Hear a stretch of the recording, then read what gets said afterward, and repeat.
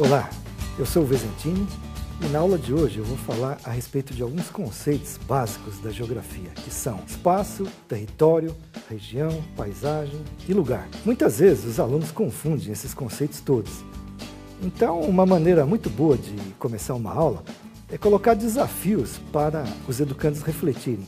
Por exemplo, por que a gente não fala em espaço brasileiro, fala em território brasileiro? Por que a gente fala em regiões do Brasil, mas não o Brasil como uma região e nem o Brasil como um lugar? Esses são desafios importantes para o aluno pensar a respeito das diferenças entre esses conceitos, que muitas vezes são confundidos. Espaço é o conceito mais amplo de todos e, ao mesmo tempo, o espaço deve ser entendido junto com o tempo.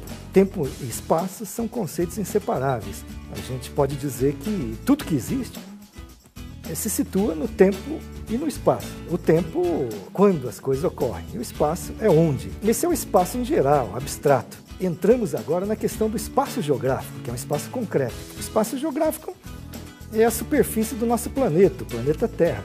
Então nós podemos dizer que o espaço geográfico, ele é composto por dois elementos principais, que são, primeiro, a sociedade humana e, segundo, a natureza. Então, o espaço geográfico ele é fruto de uma ação humana sobre a natureza, modificando-a, construindo coisas, portanto, abrange o mundo todo, a superfície terrestre, que se encontra dividida em países ou estados nacionais. O espaço geográfico, ele evidentemente tem escalas.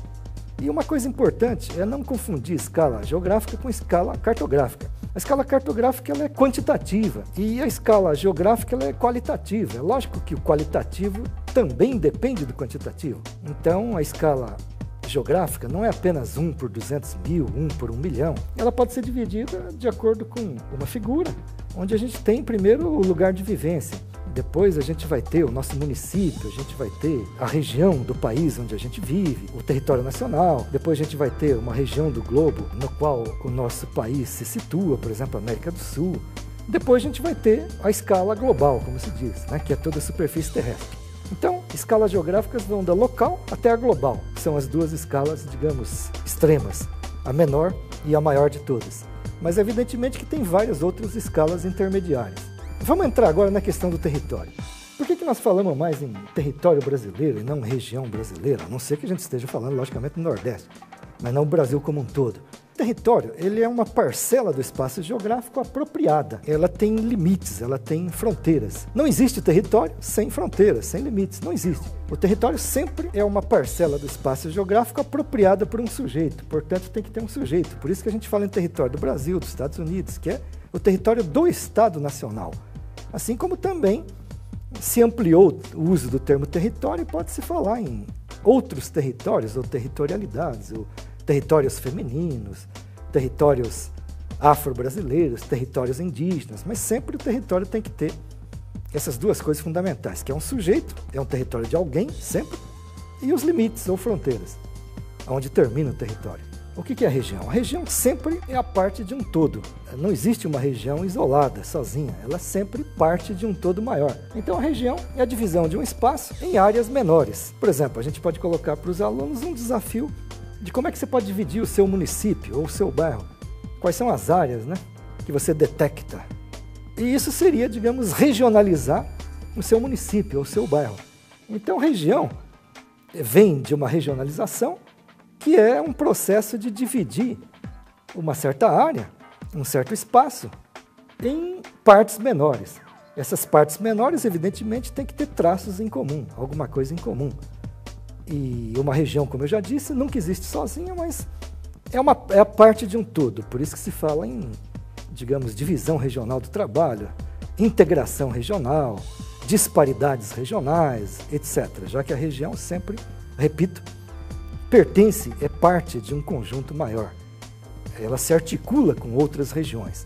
Então nós podemos falar em regiões brasileiras, por exemplo, Nordeste, Amazônia, como podemos falar em regiões do mundo, por exemplo, Oriente Médio, América Latina, Europa, América Anglo-Saxônica, África Subsaariana, que são regiões do globo. E o que é lugar em geografia? Lugar em geografia é um espaço menor onde nós vivemos, onde nós estudamos, onde nós trabalhamos, onde nós conhecemos as pessoas. É um espaço com o qual nós nos identificamos. Então, é o nosso lugar. Então, lugar pressupõe uma certa vivência, pressupõe uma certa identidade local. Isso aí é a ideia de lugar em geografia. Portanto, é algo que faz parte de uma escala geográfica, a escala menor, né?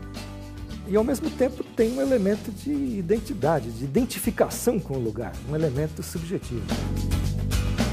Paisagem é aquilo que a gente vê no horizonte, por exemplo, na fotografia, ou se a gente sobe num mirante, observando a cidade ali embaixo, é a paisagem. A paisagem pode ser mais natural, quando a gente olha apenas uma floresta, uma área relativamente intacta, sem muita ação humana, mas a paisagem normalmente reflete uma ação humana, uma ação antrópica sobre a natureza. Então a gente vê campos de cultivo, a gente vê diques barrando os rios, a gente vê edificações, cidades. Isso aí é a paisagem. A paisagem, portanto, ela reflete uma ação humana sobre a natureza e é aquilo que a gente vê.